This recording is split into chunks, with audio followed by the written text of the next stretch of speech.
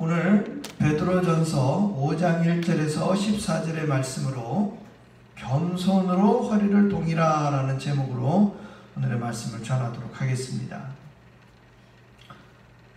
베드로는 오늘 이 편지를 받는 수신인 이 장로들에게 권면을 합니다. 그러니까 서신서라는 것은 궁극적으로 맨 마지막에 하고자 하는 내용이 들어있어요. 그래서 오늘 이 베드로전서 마지막에 해당하는 이 5장의 내용이 사실 어떠한 의미에서는 가장 무게를 갖고 이 편지를 받는 사람들에게 전달하고자 하는 이 베드로의 마음이 담겨 있다는 거예요. 그래서 장로들에게 권하는데 독특한 표현이 있습니다. 나는 함께 장로된 자요 그리스도의 고난의 증인이요 나타날 영광에 참여할 자니라 라는 표현이 있어요. 이 표현은 자기 개인에 대한 정체성이 아니에요. 어떤 분들은 이 구절을 보고서 베드로는 사도인데 언제 또 장로로 직분을 맡았나? 또 이런 의문을 가질 수 있는데요. 지금 베드로가 이야기하고 있는 이 장로, 고난의 증인, 영광에 참여할 자라는 이 표현들은 자기 개인에 대한 어떤 독특한 정체성에 관련된 표현이 아니라 지금 받고 있는 수신인인 이 교회 장로들 뿐만 아니라 이 글을 보게 될 모든 사람들이 정말 장로의 직분을 맡은 자로 또 그리스도의 고난의 증인으로 또 앞으로 나타날 영광에 참여할 자임을 포괄적으로 지금 설명하고 있는 거예요. 그래서 이러한 정체성을 가져야 되는 사람들이 지금 2절에 보면 하나님의 양모리를 치되 억지로 하지 말고 하나님의 뜻을 따라 자원함으로 하며 더러운 이득을 위하여 하지 말고 기꺼이 하며 맡은 자들에게 주장하는 자세를 하지 말고 양무리의 본이 되라 하면서 2절 3절에 굉장히 직설적인 표현들이 등장을 합니다. 자, 왜 이런 표현을 썼을까요? 지금 하지 말고 하는 게 세 가지가 있어요. 그 얘기는 어떻다는 얘기예요? 지금 이 편지를 받고 있는 그 교회가 이러한 일들이 사실 있다는 얘기예요. 그리고 이 일은 그 교회에만 국한된 얘기가 아니라 사실은 지금 예수님 승천하신 이후에 초대교회 공동체 안에 보편적으로 나타나고 있는 상황에 이러한 부분들이 있다는 거예요. 그러다 보니까 짧은 초대교회 역사 가운데에서 지금 처음서부터 예수님과 함께 믿었던 사람들이 교회 안에 기둥 역할들을 하는 거예요. 그 기둥 역할 하는 사람들 가운데에서도 이제 장로님들이 있고 또 집사님들이 있고 이런 것인데 그 직분 맡은 사람들이 오늘 표현대로 한다면 첫째는 양무리에게 어떻게 하는 게 있느냐? 이 억지가 있다는 거예요. 억지. 나이를 먹어가면서 정말 조심해야 될 것 중에 하나가 뭘까요? 고집이에요. 고집스러운 거. 고집스럽다라는 것은 사실 굉장히 간단합니다. 우리가 성경에 나와 있는 표현대로 한다면 사람들의 그러니까 말을 하는 거는 천천히 하고 듣는 것을 열심히 하는 게 고집스럽지 않게 되는 방법 중에 하나인데 우리가 이 세상을 살다가 보면은 말하기는 더디하고 듣기는 신중히 하는 게 아니라 어떻게 합니까? 다른 사람들이 얘기하는 거 몇 마디 들어보고는 벌써 다 뭐 하기 시작해요? 판단하는 거예요. 됐고 결론만 얘기해. 이렇게 얘기가 나오는 거예요. 됐고 결론만 얘기해. 그리고 말하는 중에 어떻게 됩니까? 벌써 내가 하고 싶은 말이 그냥 막 쏟아져 나온다는 거예요. 이게 다른 사람이 아니라 저부터 그래요. 저부터. 그리고 세상에서 이야기하는 조금만 나이 먹고 나와 이야기하는 사람이 아랫사람이다 싶으면 또 어떻게 하기 시작합니까? 대화를 나누는 것이 아니라 말이 시키는 식으로 가는 거예요. 근데 이 시키는데 상대방이 고분고분하지 않으면 어떻게 되는 거예요? 그 다음부터는 오늘 표현대로 나오면은 이제 고집을 부려서 억지를 부리기 시작하는 거예요. 억지를 부리기 시작하는 거. 요즘 나오는 커피 종류 중에 하나가 뭐예요? 라떼는 어디 어른이 이야기하는데 하면서 라떼는 하면서 딱 이렇게 나오는 게 오늘 성경에 베드로가 이야기하는 이 억지로 하는 부분들의 표상이에요. 이거 하지 말라는 것이죠. 그 다음에 두 번째 뭐라고 나와 있습니까? 이게 참 중요한 부분인데요. 더러운 이득을 위하여 하지 말고, 이렇게 되어 있어요. 더러운 이득을 위하여 하지 말고. 이 더러운이라는 표현을 써버리니까 우리는 자꾸 이렇게 더티한 것만 생각을 하는데, 여기에 이 더러운 이득이라는 것은 말 그대로 그냥 어떤 위생적으로 불결한 부분을 이야기하는 것이 아니라 신앙적으로 볼 때 하나님 앞에 옳지 않은 것을 얘기하는 거예요. 우리가 교회 안의 사역들은 우리가 직장이라든지 이런 세상에서 일하는 것과 다르다라는 것이죠. 그러니까 시간이라든지 어떤 자기의 능력에 따라서 어떤 샐러리라든지 거기에 어떤 돈을 지급받는 일들이 아닌 거예요. 베드로는 이 부분을 하나님의 뜻을 따라 자원한다라고 되어 있어요. 하나님의 뜻을 따라 자원. 자원이 뭐예요? 내가 스스로 그 일을 원해서 하는 거예요. 그런데 거기에 이면적으로 무엇을 원하는 거예요? 금전적인 혹은 그와 상응하는 어떤 보상들을 자꾸 생각하는 거예요. 이거는 성경적이거나 하나님의 뜻에 따르는 것이 아니라 지극히 인간적이고 세상적인 부분이에요. 그것은 금전적이고 물질적인 대가가 크던 작건 간에, 물질이 많건 적건 간에 그 일을 위해서 내게 개인적인 유익이 있을 거라는 생각으로 하는 것을 포괄적으로 뭐라고 얘기하느냐? 더러운 이득을 위하여 하는 일이라는 거예요. 세상에서 국회의원이 되고 대통령에 당선이 되려면은 사람들의 신뢰도 쌓아야 되지만 그 신뢰를 쌓기 위해서 뭐가 필요해요? 돈이 필요하잖아요. 그래서 후원을 받아가지고 선거 유세를 하는 것 아닙니까? 그 선거 유세를 하게 될 때 돈을 준 사람한테 또 좌지우지 되는 게 선거인들의 선거판이에요. 그러면 그러한 선거판이 세상에 정치인들에게만 해당이 되느냐? 죄송한 얘기지만 오늘날 우리의 교회 안에, 교계에서도 이런 일들은 비일비재하게 나타난다는 거예요.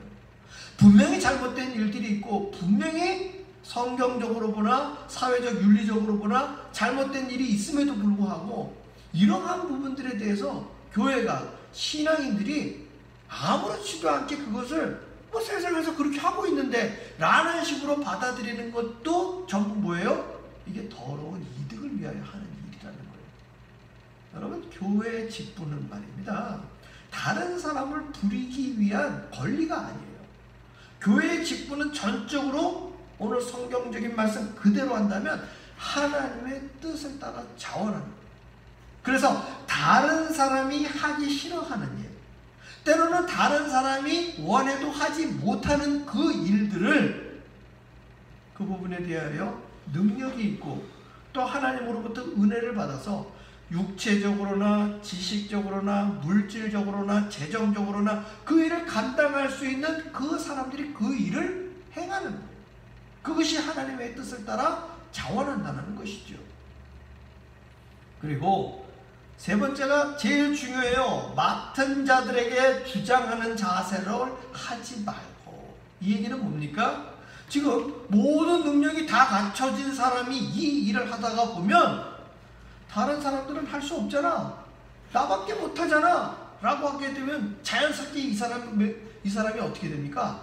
이 목이 곧아지고 어깨에 힘이 들어가고 말이 점점 어떻게 돼요? 세진다는 거예요. 이거는 본인이 처음부터 원해서 그런 게 아니라 그게 참 묘합니다. 사단은 아주 하나님의 일을 할 때에도 이러한 부분들을 아주 교묘하게 이용을 한다는 것이에요. 그리고 또 사람은 영물이어가지고요. 저 사람이 정말 저 일을 하나님의 뜻을 따라 겸손하게 일을 하는지, 자기 잘났다고 저렇게 교만하게 하는지 사람들이 알아요, 몰라요? 알아요. 그런데 앞에서는 대놓고 얘기는 못하고 속에서는 그런 부분들을 서로 공감한다는 것이죠. 그래서 양무리의 본이 된다라는 이 부분은 굉장히 중요한 거예요. 아시는 바와 같이 우리는 신앙생활을 할 때 궁극적으로 누구를 닮기 원합니까? 예수님을 닮기 원하는 거예요. 그렇다면 예수님의 무엇을 닮기를 원하는 거예요? 장가 안 가고 산 거 닮기 원합니까? 아니면 정말 나신 곳에서 돌아가시지 않고 결혼도 못한 33살의 청년이 정말 타 지방에서 객사한 것, 그것도 그냥 객사한 게 아니라 어떻게 되는 거예요? 십자가에 못 박혀서 처절하게 돌아가신 거 아니에요. 우리가 닮으려고 하는 예수님의 모습은 과연 무엇을 닮으려고 하는 거예요? 예수님은 우리에게 신앙의 본을 보여주셨어요. 그 희생의 본이라는 것은 늘 말씀드리는 것이지만 희생과 섬김의 도예요. 그리고 많은 사도들과 초대교회 공동체의 순교자들은 예수님의 그 희생과 섬김의 도를 따라가기 위해서 죽음도 불사하는 신앙의 본들을 함께 그 길을 걸어왔던 것이죠. 그랬을 때에 우리가 다 예수님을 믿으면 다 순교당해야 되고 다 죽임을 당해야 됩니까? 너무 좀 좀 선정적이고요. 너무 공포스럽지 않습니까? 예수님이 원하시는 것은 모두가 다 처참한 순교의 장에서 피를 흘려야 되는 것이 아니에요. 예수님이 우리에게 요구하신 것은 하나님을 사랑하고 이웃을 내 몸과 같이 사랑하는 섬김의 도예요. 사랑의 도예요. 그래서 양무리의 본이 되기 위해서는 우리 안에 무엇이 충만해야 됩니까? 사랑이 충만해져야 되는 거예요. 이 사랑은 모든 것을 회복시키고 모든 것을 행하게 하고 정말 다른 사람이 하기 싫은 그 일까지도 행할 수 있는 그 아주 모든 행위의 원동력을 제공하는 게 그게 뭐예요? 그게 사랑이라는 거예요. 여러분, 다른 사람이 정말 위아래로 뱉어놓은 배설물을 치우는 거 좋아할 사람이 누가 있어요? 나 아닌 다른 사람이 토하거나 배설해 놓은 것을 치우려고 할 때 그거 좋게 할 사람이 없어요. 근데 그것을 기쁨으로 행했던 시간이 있어요. 언제입니까? 내가 낳은 자녀들 키울 때 애들이 젖을 먹고 토한 거 누가 치웁니까? 엄마가 치우고 아빠인 저도 치웠어요. 아이들이 엄마의 젖을 먹고 이유식을 먹고 배설해 놓은 것 누가 치웠습니까? 엄마가 치우고 아빠가 치우고 또 그 두 사람 외에도 치우는 사람이 있어요. 어떤 사람이에요? 그 아기를 사랑하는 사람. 심지어 오늘날 여러분들 집에서 키우는 여러분들이 강아지가 됐든 고양이가 됐든 그 집안에서 같이 키우는 그 짐승도 어떻게 해요? 먹으면 배설하잖아요. 누가 치워요? 그 짐승을 돌보고 있는 사람들이 치워요. 근데 치우면서 막 욕하고 막 하기 싫은 거 억지로 하듯이 합니까? 아니에요. 그 짐승을 사랑하는 마음에 비례해서 사랑하는 마음이 깊으면 깊어질수록 그 짐승에게 향한 마음이 크면 클수록 그것을 치울 때 더럽다고 생각하지 않고 그냥 자연스럽게 다 치우게 되는 거예요. 사랑은 생각지도 못한 사람들의 행위를 할 수 있게 만드는 힘이 있다는 것이죠. 그리고 사랑을 하게 되어지면 오늘 성경 제목으로, 오늘 본문의 말씀 제목으로 겸손으로 허리를 동이라, 이 제목이 있는데요.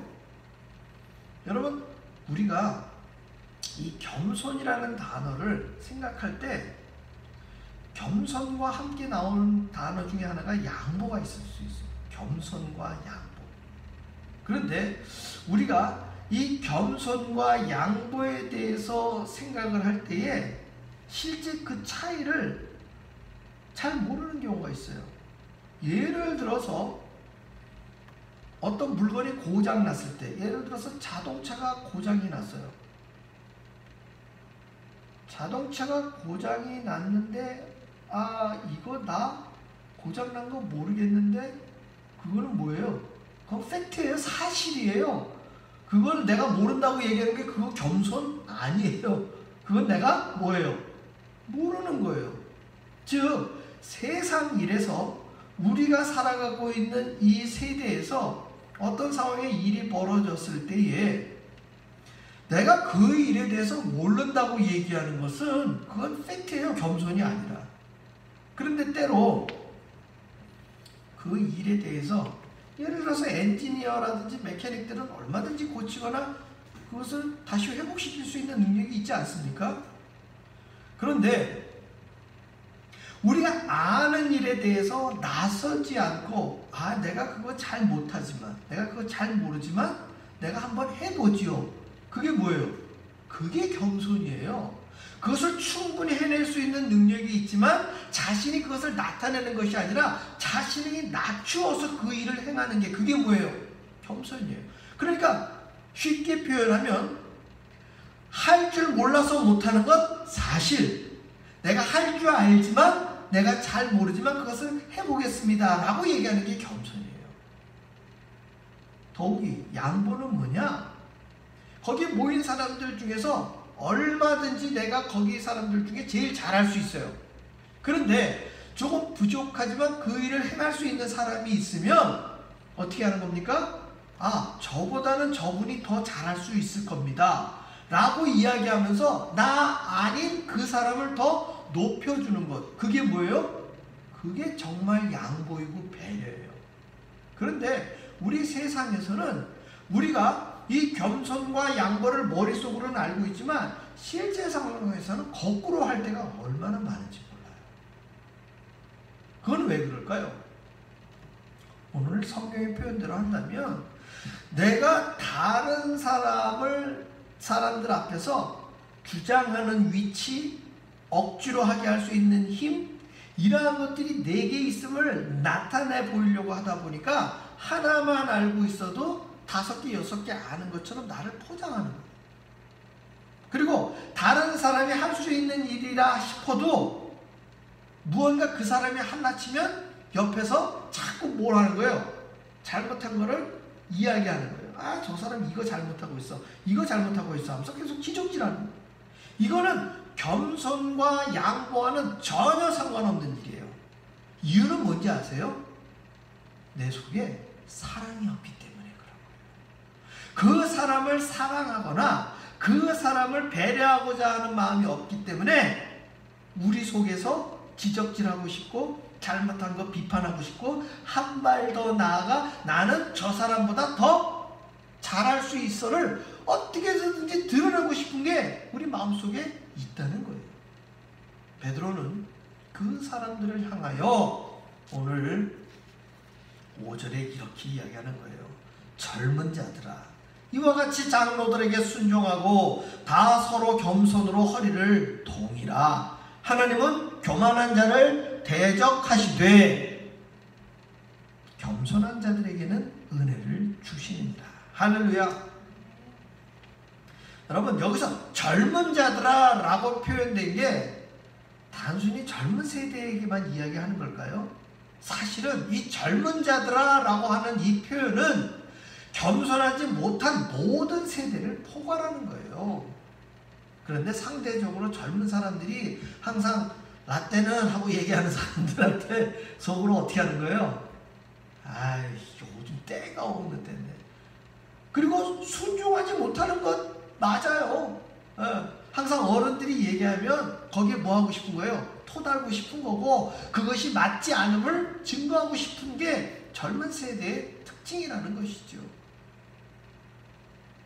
결국 베드로는 이야기합니다. 젊은 자들아, 장로들에게 어떻게 하래요? 순종하는 거예요. 그런데 이 순종이 저절로 되는 게 아니기 때문에 서로, 동그라미 땡냐, 서로 한쪽만 겸손을 요구하게 되면 그거는 갑질하는 거예요. 그거는 억지로 하는 거예요. 겸손은 누가 해야 됩니까? 서로 하는데, 겸손으로 허리를 동일하라는 이 표현이 얼마나 우리 한국 사람들한테는 굉장히 다가오는 표현이에요. 특히 이 남성들보다도 여성들이 이 표현에 더 익숙할 수 있는데요. 요즘 우리가 입고 있는 복식에는 이것이 잘 해당이 안 되는데, 여러분들이 예전에 한복, 여성분들이 한복을 입을 때 그저 거리를 지나거나 뭐 집안에 가만히 있을 때야 이 일을 할 필요 없지만, 부엌에 들어가서 일을 하려 치면 어떻게 됩니까? 펄럭거리는 치맛자락을 동여매야 돼요. 끈으로 동여매야 돼요. 이것은 유대인들의 복식에서도 마찬가지예요. 겉옷을 하나 입고 있기 때문에 이 겉옷이 실제 행동에 걸리적거리지 않게 되려면 어떻게 됩니까? 끈으로 허리를 묶어야 돼요. 미국 살다 보면은 이렇게 반쯤 내려간 바지 입은 사람들 많이 보죠. 달리기를 하려면 돼요, 안 돼요? 달리기 안 돼요. 일하려 치면 어떻게 돼요? 양손 쓰려고 하다가 보면 바지가 쭉쭉쭉 흘러내려가기 때문에 항상 한 손은 허리춤을 붙잡고 있어야 돼요. 그분들은 그것을 스웩이라 해갖고 자신들이 어떤 멋으로 알는지 모르지만, 실제 집중력 있는 일을 행하려고 할 때는 전혀 도움이 안 되는 거예요. 어떻게 해야 됩니까? 허리를 동여야 돼요. 묶어야 돼요. 단단히 동여매야 일에 집중할 수 있어요. 그런데 겸손으로 허리를 동이래요.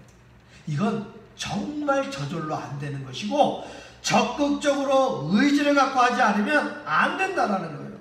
여러분, 겸손하기 제일 어려운 대상이 누구입니까? 나보다 더 나은 사람들 앞에서는 제가 말씀드립니다. 그건 겸손이 아니라 팩트로 우리가 낮아질 수밖에 없는 거예요. 그런데 겸손해야 할 대상은 누구입니까? 우리보다 나이나 물리적으로 약한 사람들, 어린 사람들, 부족한 사람들, 그 사람들 앞에서 겸손하는 거예요. 그거는 다른 방도가 없어요. 그 대상을 내가 어떻게 하여야? 내가 사랑하는 마음을 품어야 겸손으로 허리를 동일 수 있다는 거예요. 그리고 하나님은 교만한 자를 대적하신다고 하는 거예요. 교만한 자는 그 속에 뭐가 없기 때문에? 사랑이 없기 때문에. 그리고 겸손한 자들에게 하나님이 무엇을 주시니까? 은혜를 주시는 거예요. 정말 하나님은 이 겸손의 모양을 우리에게 직접적으로 보여주신 거예요. 하나님이 뭐가 되신 거예요? 사람이 되신 거예요. 사람이. 그리고 그 사람이 됐으면서도 왕으로 오실 수 있는 분이, 능력자로 오실 수 있는 분이 그렇게 오시지 아니하시고 낮고 천한 자리에 오셔서 죄인들의 친구가 되어주신 것 아닙니까? 그 죄인들 중에 누가 있는 거예요? 저와 여러분이 있는 거예요. 저와 여러분의 친구로만 계신 것이 아니라 저와 여러분의 죄를 위하여 어떻게 하신 거예요? 고난받으시고 죽기까지 하신 것 아니겠습니까?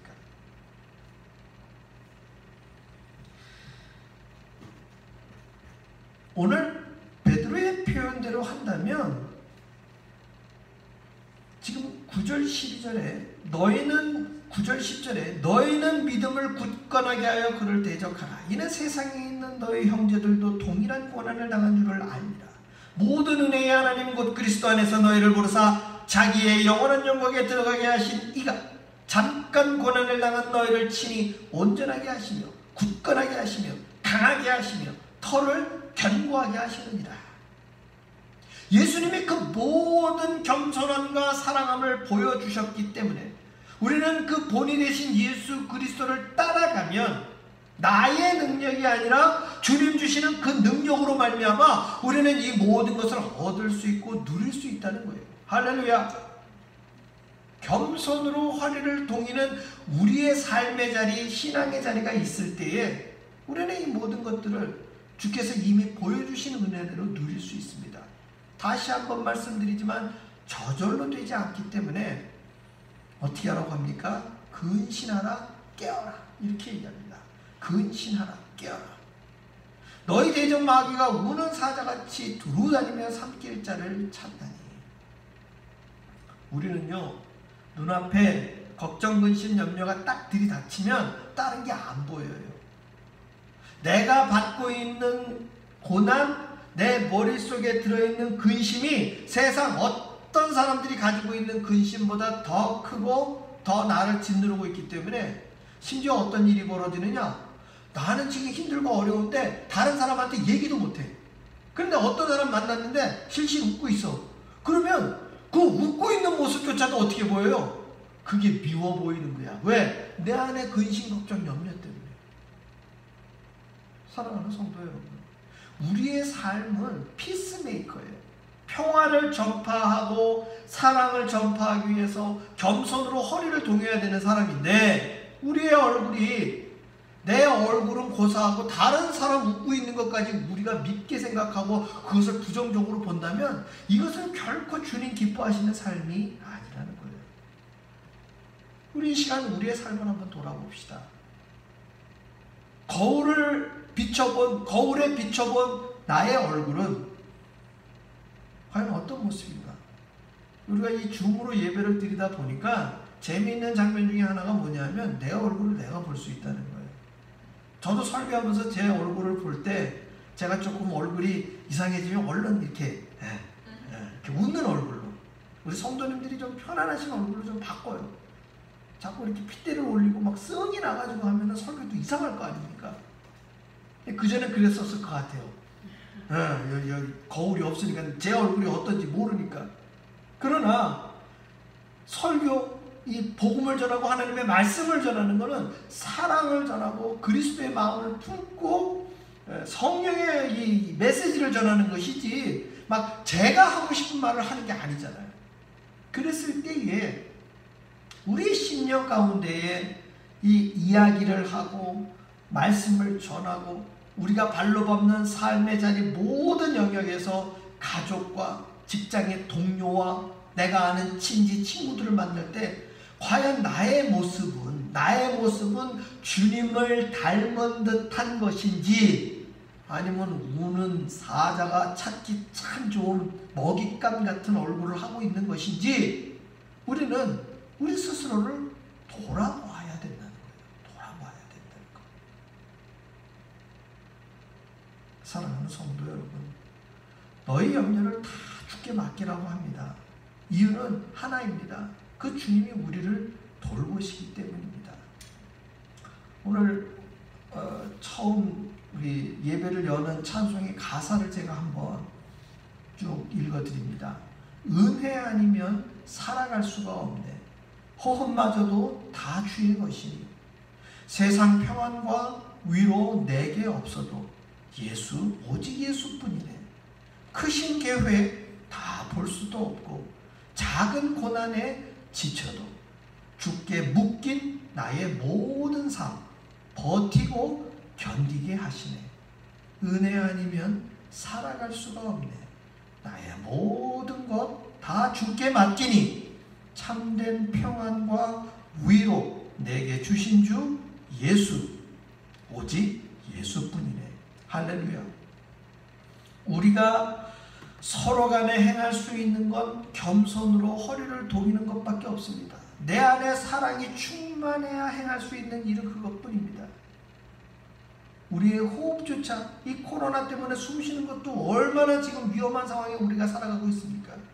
이 모든 것은 다 주님만이 할 수 있는 일입니다. 주님께 맡기십시오.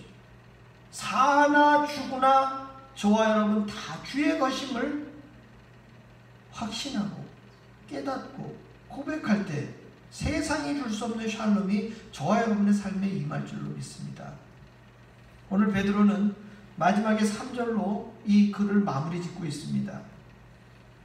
신실한 형제로 아는 실로아노가 함께 간단히 써서 권하는 이것이 하나님의 참된 은혜임을 증언합니다.